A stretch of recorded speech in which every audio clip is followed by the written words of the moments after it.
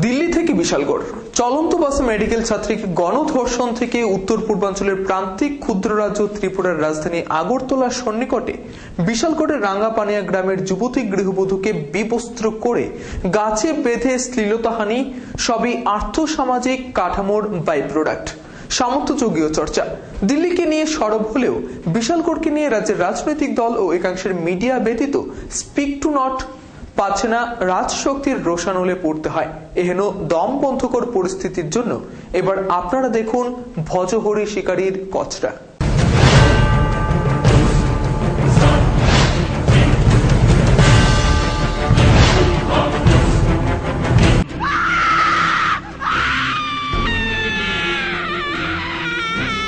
বাবুমশাই শুনিতেছেন কি অবলার ক্রন্দন?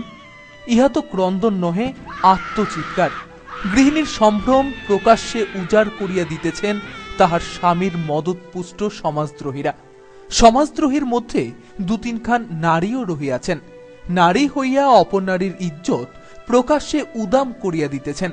এলাকারই কতিপয় ক্লিবও সম্ভ্রম উজাড় হওয়া গৃহিণীর জীবন্ত নগ্ন ছবি দেখিয়া মজা লুটিতেছেন, কেহবা প্রহার করিতেছেন। পাড়ার বৌদির প্রকাশ্যে শাড়ি টানিয়া নগ্ন করিবার ছবি দেবরদের মোবাইলে মোবাইলে ঘুরিতেছে। একই সাথে আকাশ বাতাস কম্পিত করিয়া এ প্রান্ত হইতে ও প্রান্ত ভাসিয়া বেড়াইতেছে রমণীর ইজ্জত রক্ষা করিবার হৃদয় বিদারক আত্মনাদ। তবু রাজ্যের বুদ্ধি বিক্রেতাদের কর্ণকুহরে বিশালগড়ের নির্যাতিতার আত্মচিৎকারের ধ্বনি সুচারুরূপে প্রবেশ করিল না। প্রবেশ করিল দিল্লির চলন্ত বাসে গণধর্ষণের শিকার মেডিকেল পড়ুয়া ছাত্রীর করুণ চিৎকার। বাড়ির গোমাতা ঘাটের ঘাস ভক্ষণ না করিবার প্রবাদখানি সকলেই হয়তো শুনিয়াছেন। দিল্লির গণধর্ষণের ঘটনাখানি কোনোভাবেই কম গুরুত্ববাহী নহে। সেই ঘটনাখানি অতীব গুরুত্বপূর্ণ হইবার পাশাপাশি বিশালগড়ের গৃহবধূকে বিবস্ত্র করিয়া শ্লীলতাহানি করিবার বর্বরতম ঘটনাটি খাটো করিয়া দেখিবার কারণ কি? দিল্লির ছাত্রীটি কি একমাত্র নারী জাতির অংশ? বিশালগড়ে শ্লীলতা হারাইয়াছে যে নারী, সে কি নারী নহে? দিল্লির গণধর্ষণের ঘটনার মতো বহু গণধর্ষণের ঘটনা তো রাজ্যেও হইতেছে। ইহাতে রাজ্যের বুদ্ধি বিক্রেতাদের হেলদোল নাহি লাগে। ধলাই জেলার জয়ন্তী বাজারেও উপজাতি যুবতীকে বিবস্ত্র করিয়া বাজার ঘুরাইবার পরও এই বুদ্ধিজীবীরাই মুখে কুলুপ আটিয়া বসিয়াছিলেন। দূরের শত্রুকে আঘাত করিলে প্রত্যাঘাতের সম্ভাবনা কম থাকিবে, আবার নিজেদের বুদ্ধিজীবী বলিয়াও জাহির করা যাইবে। তাই দিল্লির গণধর্ষণের ঘটনা লইয়া গলাবাজি করিলে তথাস্তু, বিশালগড়ে শ্লীলতাহানির ঘটনা লইয়া রাস্তায় নামিলে রাজশক্তির রোষানলে পড়িবার সম্ভাবনা প্রবল। যদিও রবিবারের সন্ধ্যাবেলায় রাজপথের মোমবাতি প্রজ্বলিত শিক্ষিত সমাজের প্রতিবাদ মিছিলে অন্তত বুকে ঝুলানো প্লেকার্ডগুলোতে স্থান করিয়া নিল বিশালগড়ের গৃহবধূর প্রকাশ্যে বিবস্ত্র করিবার প্রতি ধিক্কার সূচক শব্দ সমাহার। দোহাই গণদেবতার, ভজহরি শিকারী দিল্লির গণধর্ষণের ঘটনাখানির বিরুদ্ধাচরণে একখানি শব্দ বিযুক্ত করিতেছে না। শুধুমাত্র বিশালগড়ের গৃহবধূর উপর মধ্যযুগীয় বর্বরতার বিরুদ্ধে সমঘৃণা প্রকাশ করিতেছে মাত্র। হেতু বিশালগড়ের গৃহবধূটিও তো একইভাবে নারী জাতির প্রতিনিধি। রাজনেতাদের কথা তো বলিয়া আর কি লাভ? ভোট বাক্সের লাভালাভ ব্যতীত কথা বলিবার নিষেধ রহিয়াছে যে। আর বার্তাজীবী কলমচি, ইহাদের কলমের কালিও যেন রাজনেতারা ভরিয়া দেন। তাহাতেই অপরাধীদের অপরাধী হিসেবে চিহ্নিত না করিয়া তাদের রাজনৈতিক রং খুঁজিয়া বেড়ান।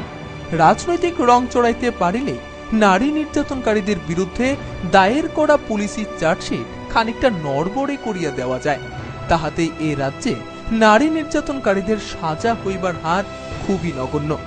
একাংশের কলমচিরা ইচ্ছাকৃতভাবে নারী নির্যাতনকারীদের রেহাই পাইয়ে দেবার লাগি রাজনৈতিক রং না চড়াইলেও তাহাদের কৃতকর্মে আদপে চার্জশিটগত দুর্বলতার ফাঁকে দিয়া গলিয়া যায় নারী নির্যাতনকারীরা।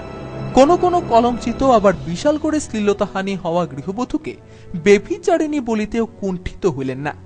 যুগ যুগান্ত ধরিয়া নারীর সম্ভ্রম নষ্ট করিতে হইলে আগে তাহারে কলঙ্কিনী কিংবা কুল নাশিনী কিংবা ডাইনি অথবা বেভিচারিণী বলিয়াই আখ্যায়িত করা হইয়া থাকে। আসলে ত্রিপুরাও ইহার ব্যতিক্রম নহে। এহেন চেহারা শুধুমাত্র বিশালগড়ের সুতার মোড়ার রাঙ্গাপানিয়া গ্রামের চেহারাই নহে, একই চেহারা দিল্লিতে, তথৈবচ রাজস্থানের রূপকানোয়ারে, বিহারের পান্ডুয়ায়, আসামের গুয়াহাটিতে, এমনকি কলকাতার পার্ক স্ট্রিটেও। এদেশের আর্থসামাজিক কাঠামোতে নারীরা পণ্য হিসেবে চিহ্নিত হইয়া থাকে। মুখে মারিতং জগৎ। নারীদের সমানাধিকারের কথা বলিলেও নারীরা আজও ভোগ্যপণ্য কিংবা বিনোদনের দ্রব্য হিসেবেই চিহ্নিত। তাই তো কন্যা সন্তান জন্ম দিবার অপরাধে বিশালগড়ে উলঙ্গ করিয়া দেওয়া হয় যুবতী গৃহবধূকে। পণের অর্থের যোগান দিতে অপারগ হইলে এই গৃহবধূকে তাহারই পরম প্রিয় স্বামীর বদান্যতায় খোয়াইতে হয় সারা জীবনের অর্জিত সম্ভ্রম।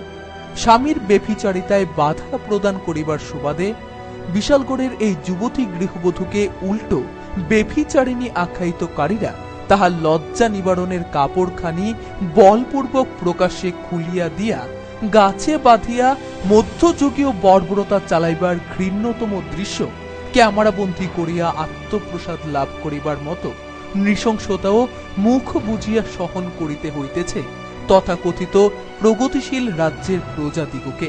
যে জাগিয়া ঘুমায় তাহাকে জাগাইবার সাধ্যকার, তবে আগুন যে কোনো না কোনোভাবে নিজের বাড়িতেও লাগিতে পারে তাহা বুঝিবার মতো নির্বুদ্ধিতারও তো তেমন কোনো নিদর্শন মিলিতেছে না। তথাপি মধ্যবিত্ত সুলভ ভূমিকা ও উদ্বাস্ত মানসিকতা হেতু শিক্ষিত সমাজ রাজশক্তির রোষানলে পরিবার চাইতে আত্মস্থ করিয়া লইয়াছে আপোষ করিবার অভিলাষ। পাছে যদি দু একখানা শিকে জোটে কপালে।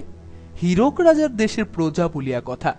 দিল্লির ঘটনা লইয়া দিল্লির শিক্ষিত সমাজ মাঠে নামিলেও পার্ক স্ট্রিটের শ্লীলতাহানির ঘটনা লইয়া কলকাতার বুদ্ধিজীবী সমাজ প্রতিবাদে সামিল হইলেও, এমনকি গুয়াহাটির পানশালার সামনে জনৈকা কিশোরী শ্লীলতাহানির বিরুদ্ধে গোটা গুয়াহাটি সরব হইলেও আগরতলা সহ ত্রিপুরার অধিকাংশ বুদ্ধিজীবী সংস্কৃতি কর্মী শিক্ষিত সমাজের নিকট বিশালগড়ের নির্যাতিতা গৃহবধূর আকাশে বাতাসে ধ্বনিত হওয়া ক্রন্দিত রোলের চাইতে দিল্লির গণধর্ষিত হওয়া ছাত্রীর আত্মচিৎকারই বেশি করিয়া পৌঁছিল।